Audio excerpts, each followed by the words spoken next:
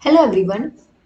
Today we are going to learn about IPv6 header format under computer networks. So this is the IPv6 header format. Logically it looks like this, but physically it is actually not arranged like this, but to show you or the logically to understand the concept of IPv6 header, it is shown like this in this diagram. So first field is version bit field, okay, and the last field is extension header, that is optional field.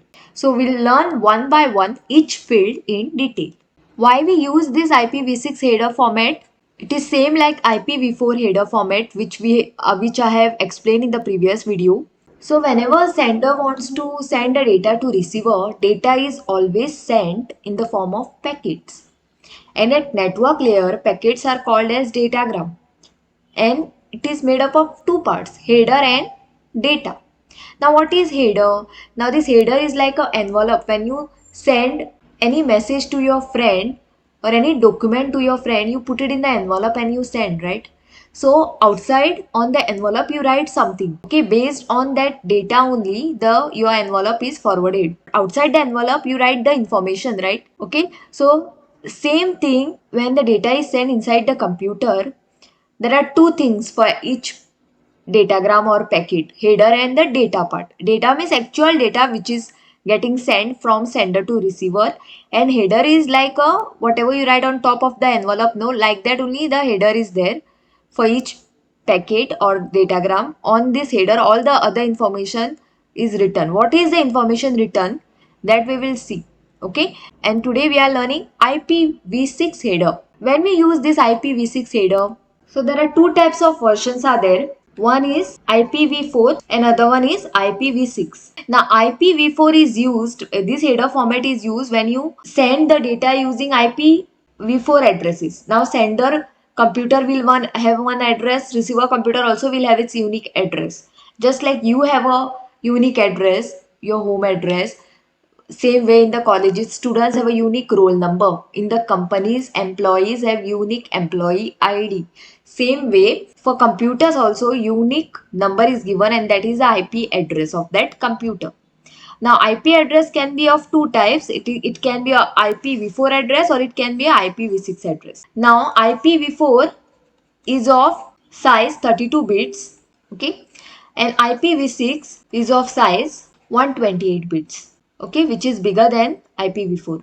Why IPv6 came into existence? Because IPv4 addresses are getting over. So many computers have come in the world or in the market. People have almost used all the IPv4 addresses given to the computers. So IPv4 addresses are getting over. Okay, all the IPv4 addresses are already given to the computers. So now IPv6 addresses are given to your computers, laptops, okay, or your mobile phones. If you see your mobile phone also will have a IPv6 address. Okay, if you take your laptop or if you take your desktop system also, you will have IPv6 addresses now. Okay, some of the computers are having IPv4, but now IPv6 people are using. Okay, so there are two versions we are using in this IP header format, that is IPv4 and IPv6. So today we are going to learn about only about IPv6. Version 6 represent what? Number 6. So in decimal we write it as a 6, but if we convert this into binary it will be what? 0110, which is of 4 bits. So this which version you are using, it can be a version 4 or version 6, okay, and both are of 4 bits only. So first field under IPv6 header format is version bit, which is of 4 bits, and it is a IPv6. So 6, when you write it in the binary it looks like this, 0110, 4 bits. Next field in the IPv6 header format which you need to send when you send any packet or datagram from sender to receiver is traffic class field. Traffic class bits are divided into two parts. Okay, in total it is 8 bits. It is divided into two parts. So first most significant bits are used for type of service. So first 6 bits, 1, 2, 3, 4, 5, 6, these are MSB bits, that is most significant bits, are used for what? Type of service. For router to know what service should be provided to the incoming packet. Sender will send the packet. In between the routers will be there. Using the routers only you can send the data over the internet from sender to receiver. Okay, now your suppose datagram is going. Datagram other word is packet. Okay, now your datagram is going. Now what type of service should be given to this datagram or to this packet? Okay, how important or what is the priority of this packet? Is this packet an important packet or it is not so important packet? Router should know. So how router comes to know? Based on the traffic class field, which is a header, which is there in the header. Okay, in the header section of the datagram it will be mentioned, okay, in the traffic class section, that how important this datagram is, which is getting sent from sender to receiver. So first 6 bits, most significant bits, are used for type of service should be given by the router, and the next remaining 2 bits out of 8 bits, okay, are for explicit congestion notification.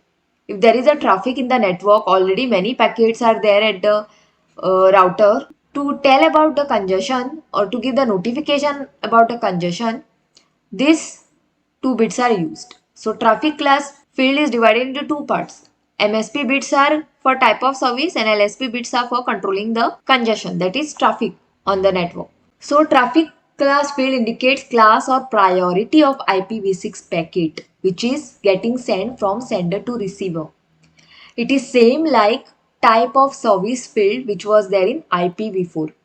In the IPv4 header format, here instead of traffic class, there was type of service field, okay, which was also of 8 bits. So here instead of type of service, here traffic class name is given to this.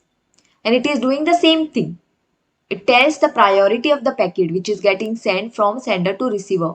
Whom it tells the priority to the router. Okay, so that router comes to know that how to handle the traffic and priority of the packet. If the congestion or the traffic occurs on the router, then packets with least priority will be discarded by the router. So only 4 bits are used and remaining bits are under research. Okay, in which 0 to 7 are assigned to congestion control traffic and 8 to 15 are assigned to uncontrolled traffic. Next field is 20-bit flow label field. Okay, this is the field. Now this is used to maintain sequential flow of the packets belonging to communication. This flow bit field will tell that packets are going in the sequence. Suppose sender is sending many packets, 1, 2, 3, 4 like this. They are going in the sequence or not, that is controlled by what? Flow label field. Okay, this flow label field will see that the sequential flow is maintained when it is sent from sender to receiver packets. So source label sequence to help router identify that particular packet belongs to specific flow of information. So this field helps avoiding reordering of a data packet designed for streaming real-time media. See, when now I am making the video, right? I made a YouTube video. So my whatever I am speaking also, my video also know, if anybody is listening, then the data goes in the form of packet and everything has to be sequentially going. Otherwise what will happen? Whatever I have explained last will be shown first to the user. Whoever is watching my video, last whatever I explain in my video will be shown first to the user, and the first whatever I explain might be shown last to the user, and the user won't understand, or student who is watching my video won't understand anything. So to get this problem, flow label field is used in IPv6 header format because it maintains the sequential flow of the packet and it sees that there is no reordering of data packet to be done at the end. No reordering is done because all the packets are flowing in the order. Okay. Now next field is payload length field, which is of 16 bits. Okay. Now payload is nothing but the actual data which is need to be sent from sender to receiver. Every datagram has a 2 parts, or every packet has a 2 parts. One is header and other one is payload, or you can call it as a data. So this payload field, second field, is used to tell the router how much information particular packet contain in its payload. This payload length field only will tell how much actual data is getting sent from sender to receiver, excluding header. Okay, header is not a data. Okay, it is the information about the packet which is getting sent. Okay, actual data will be there in the payload part only. So payload is composed of extension headers and upper layer data. It has 2 parts, extension headers and upper layer data. So with these 16 bits, up to 65,535 bytes can be indicated as a payload data. Data you can send at the most of this size, 65,535. Above this you cannot send. Okay. But if extension headers contain hop by hop extension header, then payload may exceed 65,535 bytes and this field is set to 0. Now next field is next header field, which is of 8 bits only. Now this field is used to indicate either type of the extension header which is used in IPv6, or if the extension header is not used, then indicates upper layer protocol data unit. PDU stands for protocol data unit. So values for type of upper layer protocol data unit are same as IPv4's. Next is 8-bit hop limit. Now hop limit is same like time to leave field which was there in IPv4. What this field was doing? This field is used so that your packet should not get loop infinitely in the network and your packet should not get lost in the network. It should properly flow and reach to the respective receiver. That's why this field is used. So what is done in this field? Hop limit field. Hop is nothing but a router. Okay. See, there are 3 hops are there between sender and receiver now. So 3 routers or access points are there. So this datagram or packet has to travel through these 3 routers in order to reach its destination. So the hop limit will be set to 3. And at each router, when it reaches, packet reaches, the hop limit will be decremented by 1. So initially at the sender's place, the hop limit is set to 3. Okay, in this hop limit field, in the header, when the sender sends the packet in the header, this hop limit field will be set to 3. Okay, so when it reaches to router 1, hop limit will become, field will become 2. Then when it reaches to second router, hop limit will become 1. And when it reaches to third router, hop limit will become 0. So now it knows like this is the last router, next is the destination. So receiver will take the datagram. Okay. So it avoids looping of the packet. Otherwise, if hop limit was not there, your packet would have got looped infinitely in the network and would have got lost. This field is used to stop packet to loop in the network infinitely. Avoid looping. This is same as time to leave TTL field which was used in IPv4. So value of hop limit field is decremented by 1 every time as it passes the router or hop. When field reaches 0, packet is discarded. Now next field is source address field which is of 128 bits. Now this field indicates the address of the originator of the packet, that is address of the sender's computer. In IPv4, address of the sender computer was of 32 bits. But in IPv6, address of the sender computer will be of 128 bits. Now next field is destination address.